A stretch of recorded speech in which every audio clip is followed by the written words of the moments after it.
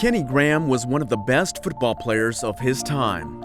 He played as a defensive back for the Chargers from 1964 to 1969. Here he is picking off Joe Namath.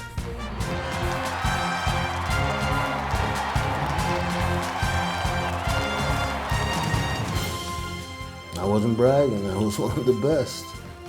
He was a four-time Pro Bowler in the early days of the American Football League.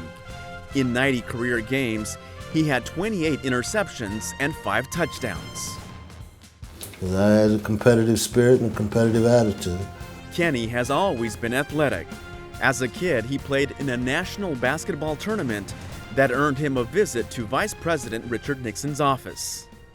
However, time and the game he loved challenged Kenny, now 75 years old. I don't have total recall at all. Plus, I've been hitting the head a lot. So you lose your short-term memory is what you do. You can't get around it if you're hitting people every Sunday for an hour or two, you know? It happens to you. But that's what happens from football because it's a contact sport. I mean, he played football, and as we are finding out, the CTE and concussion issues are very, very real. In August, the Journal of the American Medical Association published a study. It found evidence of the disease called chronic traumatic encephalopathy, also known as CTE, in 110 of 111 former NFL players. So you can have conversations, and they can be rational conversations, but it's what he wants to do. Will Graham says his older brother Kenny is stubborn. For months, he lived in his car in Santa Monica. Then, there's the time he lived out in the open in Bakersfield. The former Charger star football player lived here on a couch underneath this fig tree on this empty lot that he inherited from his father. Kenny refused to leave, despite the fact that summer temperatures can soar to over 110 degrees. My father left it, so why not live on it? You know, even though I don't have a house, I lived under a fig tree on a couch.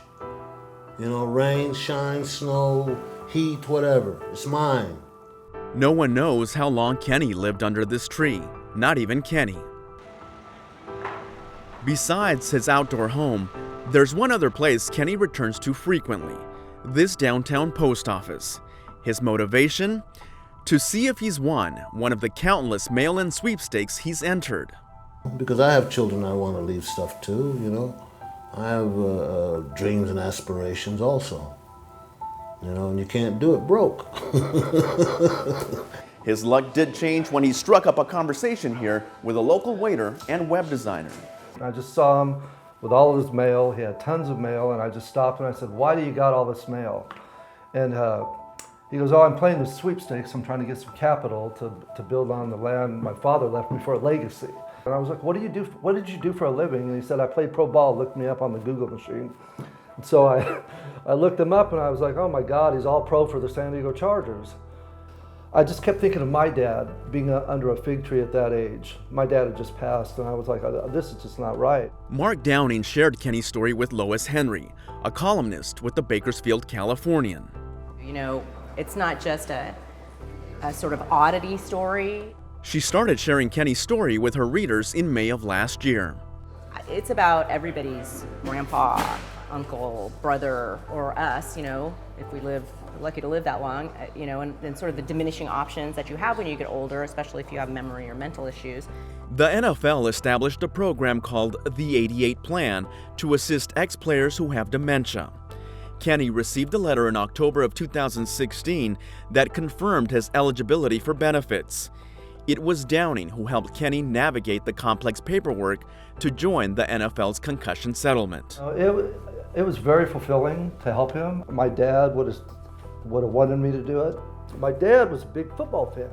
And so I know all the players from Kenny's era. I don't even like football, and I know all the players from his era because I watched it all the time with my dad. Through Lois Henry's columns, readers learned about Kenny's situation, his aspirations, and his dreams. Kenny, for years, would sit in the kitchen and in the nook at my house, on the window, he put a picture of a Rialto motorhome. And he's always talked about this motorhome for years and years and years. In January, Kenny got what he wished for. Oh, Lord. Oh, yeah. I can do everything in this. Yeah. He picked up this newly refurbished Rialto, a gift from Lance Allworth, one of his former teammates.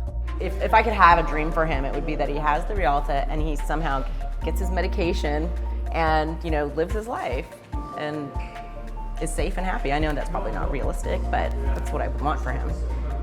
I mean, it was just really fulfilling to help him, and Kenny's a really good guy, and he's got a great heart, and so I'm just glad he got out from under the fig tree.